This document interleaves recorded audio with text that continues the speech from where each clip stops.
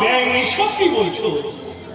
বলছি তুমি তো মালিক প্রভু, পরের কথা বিশ্বাস করে বিচার করবে, নিজে একবার যাচাই করে দেখবে না ভুল না ভুল।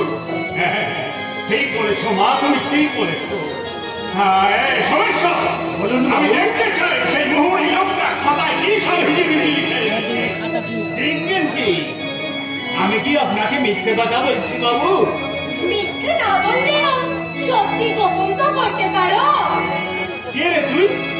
তুই কাদের বল? কোথায় তোর বাড়ি? তোর এত বড় সাহস যে সমস্যার মুখের উপর তুই কথা বলিস? জানিস এই কাছারি বাড়ি থেকে তোকে এক্ষুনি বের করে দিতে পারি। মাফ করবেন বাবু, রাস্তার মুখে এই টপর টপর কথা শুনলে না আমার মাথায় আগুন জ্বলে যায়। মাথায় ঠান্ডা তেল দাও না রে, নইলে চাকদার কাছে মাথা গরম দেখাতে গেলে ডান্ডা মেরে তোমার মাথা ঠান্ডা করে দেবে। কি বললি? অতবার ভালো নয় গো, ঝড় এলে শেকড় শুদ্ধ উপড়ে তুলে দেবে, তাই বলি সাধু সাবধান। আরে সমস্যা যেতে দাও, সমস্যা যেতে দাও।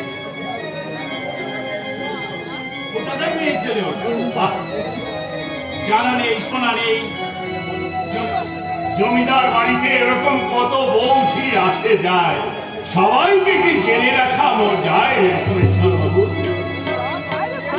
হ্যাঁ যা নিয়ে এসো তোমার সেই হিসাবের কথা, আমি দেখতে চাই। আর তাকে আমি সঙ্গে করে এনেছি বাবু।